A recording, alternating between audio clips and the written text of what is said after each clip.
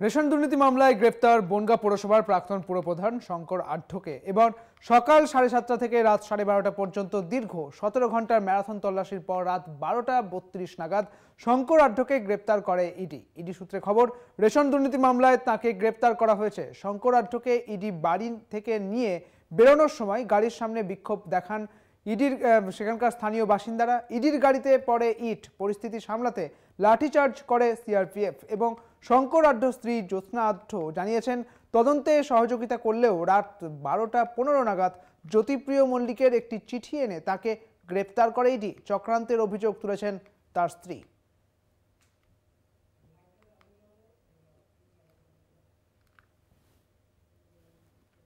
7:30 সময় এসেছে, আমি গেট খুলে দিয়েছি।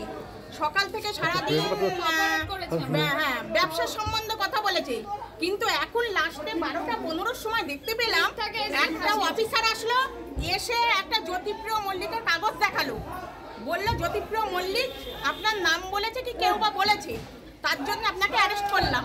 জ্যোতিপ্রিয় মল্লিক তো জেলার সভাপতি ছিল, সবার কাছেই তো আসতো, আমরাও সেই জন্যই তো যেতাম, কিন্তু এখন দেখলাম পুরোটাই নাটক।